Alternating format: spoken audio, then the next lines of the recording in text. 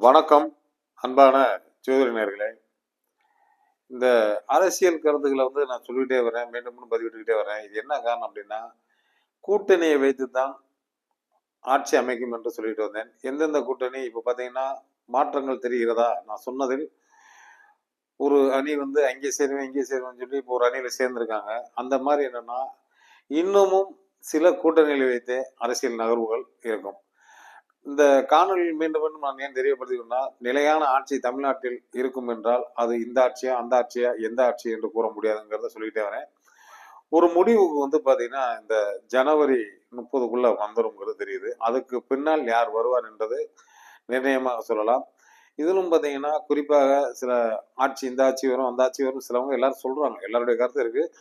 அதே நேரத்தில் பார்த்தீங்கன்னா இந்த அரசியல் களமே ஒரு புதுவிதமான களம் தான். என்ன காரணம் என்றால் பழைய காலங்கள் போல் இந்த காலங்கள் இல்லை. இன்றைய நிலைகள் என்னன்னா ஒரு 20 நாள் 1 மாசம் இருக்கையிலே யாருக்கு ஓட்டு போடணும் தான் நிர்ணயம் பண்ணுவோம். அந்த நிலை தான் இப்போது நடந்து கொண்டு இருக்கிறது.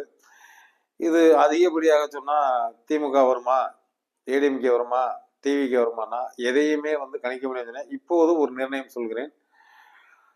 ஆளும் கட்சி கொஞ்சம் பலமாகத்தான் இருக்கிறது. அதே நேரத்தில் அனைத்து இந்திய அண்ணா திராவிடம் பலம் இப்போது கொஞ்சம் கூடியிருக்கிறது. இன்னும் நான் யார் வருவார் என்று சொல்லவில்லை.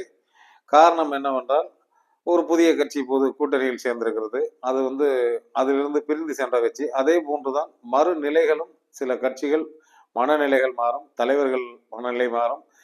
இந்த நிலை தொடர்வது என்னன்னா கடைசி முடிவு இந்த ஜனவரி 30க்குள்ள அவங்க ஒரு முடிவு எடுப்பாங்க. அதுக்கப்புறம் அவங்க ஜாதகம் அந்த இதுல கையில வச்சிருக்கனால அந்த பலத்தை வைத்து தான் கூற முடியும். ஆகையால் அரசியல் மாற்றம் இருப்பது என்பதை மறுபடியும் தெரியப்படுத்திக் கொண்டேன். ஆனால் இந்த ஆட்சி என்று சொல்லவில்லை, நிச்சயமான முறையில் இந்த மும்முனை போட்டி நானும் சீமானை சேர்த்துக்கலாம், 4வது முனை என்று சொல்லலாம். ஆனால் முக்கியமாக இந்த 3 அணிகளுக்கும் கடும் போட்டியாக இருக்கும். திமுகவா, டிவிகேவா, அண்ணா திமுகவா என்று இந்த நிலைப்பாடுகள் இன்னமும் சொல்றேன் கூட்டணி வைத்திய பலம்.